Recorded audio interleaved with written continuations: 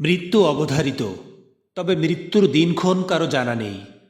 নির্ধারিত সময়ে সবার মৃত্যু হবে, এটা মহান আল্লাহ তাআলার বিধান। মৃত্যুর আগে অসুস্থতা বা কোনো পূর্ব লক্ষণ দৃশ্যমান হলে মানুষের কাছ থেকে ক্ষমা চেয়ে নেয়ার, মহান আল্লাহ তাআলার কাছে তওবা করার সুযোগ পাওয়া যায়।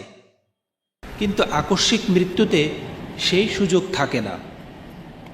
মহানবী সাল্লাল্লাহু আলাইহি ওয়াসাল্লাম আকস্মিক মৃত্যুকে কিয়ামতের আলামত হিসাবে অভিহিত করেছেন।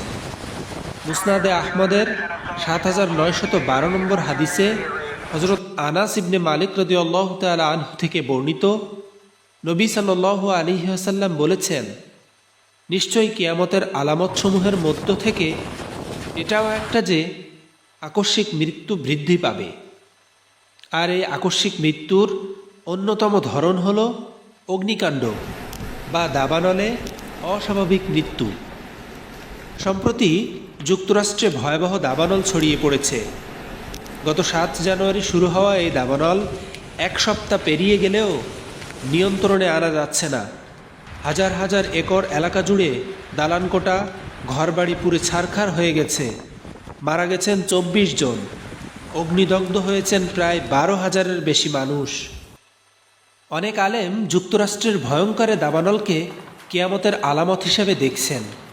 আবার অনেকে বলছেন ফিলিস্তিনের নিরপরাধ মুসলিমদের ওপর আমেরিকার নির্যাতন নিপীড়নের শাস্তি হিসাবে গজব নাজিল করেছেন আল্লাহ তাআলা। তবে আগুনের বিষয়ে ১৪০০ বছর আগেই ভবিষ্যৎবাণী করে গেছেন রাসূল সাল্লাল্লাহু আলাইহি ওয়াসাল্লাম।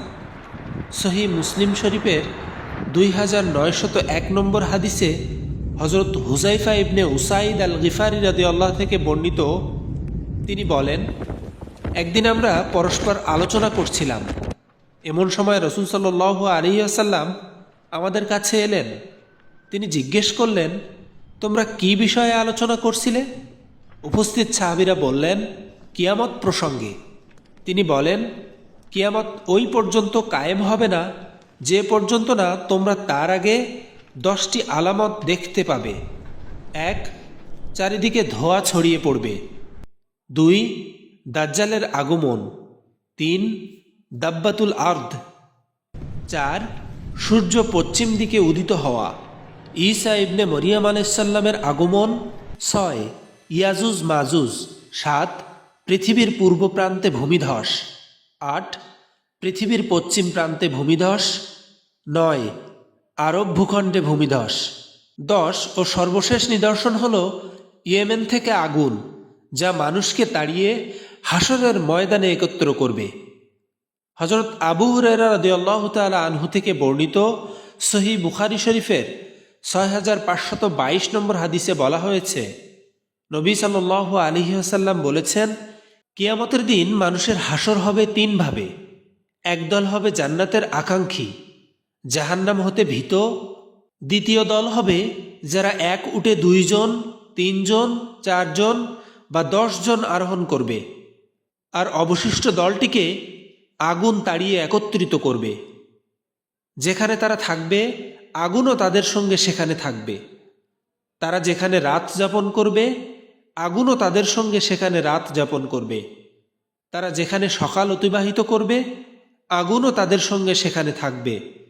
তাদের যেখানে সন্ধ্যা হবে আগুনেরও সেখানেই সন্ধ্যা হবে। আগুন শুধু মানুষের উপকারে রান্নার উপকরণ হিসাবে নয়, আগুন কখনো কখনো আযাব হয়েও আসে। কখনো কখনো এটি অপমৃত্যুর কারণ। আর কিয়ামতের আগে আগুনের ব্যাপ্তি ঘটবে। আগুনকে কেন্দ্র করে বিপর্যয় ছড়িয়ে পড়বে। মহান আল্লাহ তাআলা আমাদের এসব ফিতনা থেকে হেফাজত করুন। আমিন।